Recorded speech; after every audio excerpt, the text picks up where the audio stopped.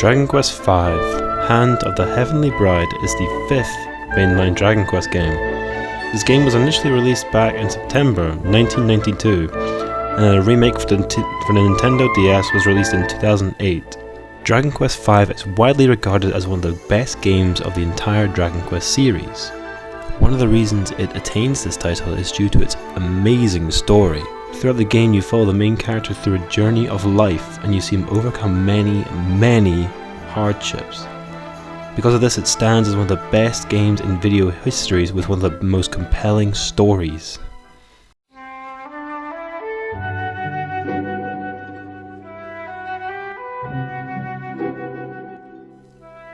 As mentioned in the intro, you follow the story of the main character's journey through life. The game is split into 3 acts. The first act is your life as a child. This act is pretty harmless. You go ghost hunting, you move town, you make some friends, then you get kidnapped and watch your father die. God damn it! The second act follows your life after slavery in your young adult years. In this era you get married, have kids, and then you and your beloved gets turned into stone. Finally, the last act sees the main character be freed by your children, who at this point are now substantially older. Later on you free your wife, and then finally you defeat the big bad that's been taunting you your entire life. As far as stories go, this really hits you in the feels. You witness your character overcome immense struggles and challenges in this story. You see him build strong connections to the people around him. It's rare in a game you see a character overcome so much. The fact this journey spans a large portion of the character's real life really makes you feel very connected to the character and who he interacts with.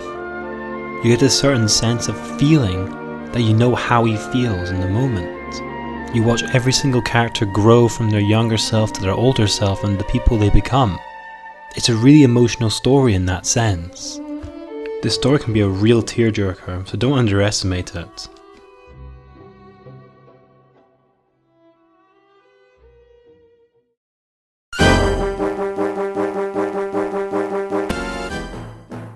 The gameplay is standard Dragon Quest combat. It's turn-based, with a character having set classes and set skills. However though, the monster recruitment implementation is actually a lot of fun. Here you can try and recruit monsters that you fight in battle. Sometimes they'll get up at the end of it and ask to join your party. I won't lie, when I was younger I spent hours trying to catch all the monsters I could. Each recruitable monster comes with its own set of skills and its own name. Makes them feel very unique in that sense. This actually added quite a lot of replay value for me, because when I was replaying it I wanted to try and catch other monsters I hadn't caught before. This made it so much more interesting, so much more fun the second time round or the third time round when I came back to come and play it. I caught monsters I didn't know I could in my second and third route. Apart from amazing world exploration, there isn't much else this game adds in the sense of gameplay. Like I said, it's basically standard Dragon Quest. There are other slight mini-games, I guess you could call it, within the world, but again, nothing that will add to your overall experience. These sections are completely optional and very easy to miss, but still nonetheless quite a lot of good fun.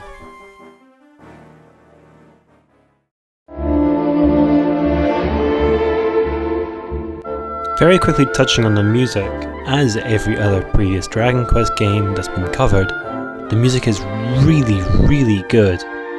Koichi Sugiyama has just once again done an absolute masterpiece with this game.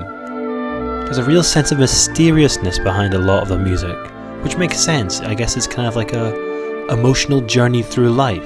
So there are points in the game where the music is very mysterious, the stories are being a bit mysterious, and it really sets the mood for what's to come. While the actual game itself still used a very simplified version, the symphonic sound font, which was released on albums later, still sounds really nice.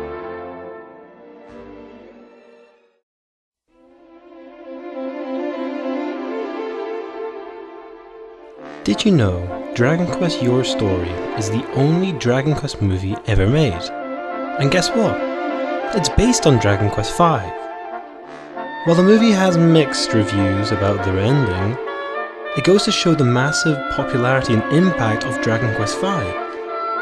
Dragon Quest Your Story is actually on Netflix, so if you've never watched it, give it a watch. It is actually really good. Well, maybe apart from the ending. I think the fact this movie was based after Dragon Quest V really just does go to show how good the story of Dragon Quest V was. The fact that they made the only movie based off of a story, and they chose Dragon Quest V's story, I think says quite a lot.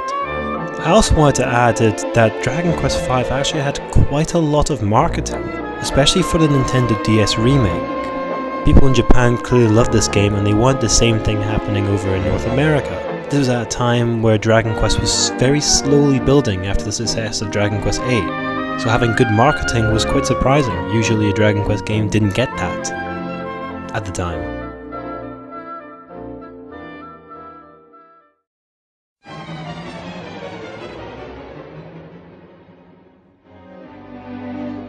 The world building in this game is actually very unique. Because you see certain places across different time windows, you feel very connected to some of the locations in this game. A feeling I only really got from Dragon Quest XI in Act 2, but that was just a 3-month time jump. In this game, the time jumps are close to, if not over, decades. Because of this, returning to places that you have originally been to when you were younger, and now you are back when you are older, is really rewarding and actually really cool, I can't lie. Seeing the differences when the time that you've been gone compared to what you remembered it in the game is actually great. It's a great idea and it's really well executed in Dragon Quest V. In typical Dragon Quest fashion, there are fairies, dwarves, mages, the list goes on with the different types of people in the world, and each place feels like it has a reason to being there. They're not empty, they're not lifeless, they're not just fodder, or they're not there to expand the game time. They feel like they really need to be there and they feel pivotal to the story. Something that a lot of games these days don't get right.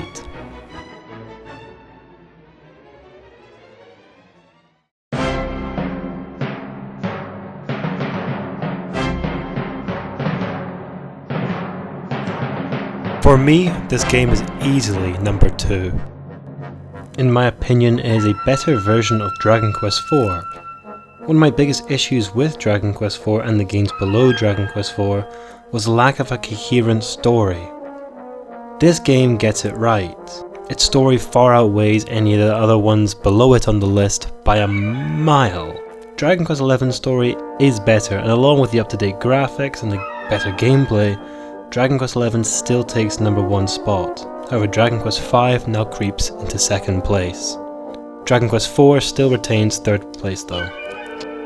One day, if we get a Dragon Quest V remake, kind of like maybe like the Dragon Quest III HD 2D remake, if we get a Dragon Quest V HD 2D remake with voice acting, extra story content, up-to-date graphics, Dragon Quest V might shoot to 1st place because its story and its world building is just so incredible compared to the other games.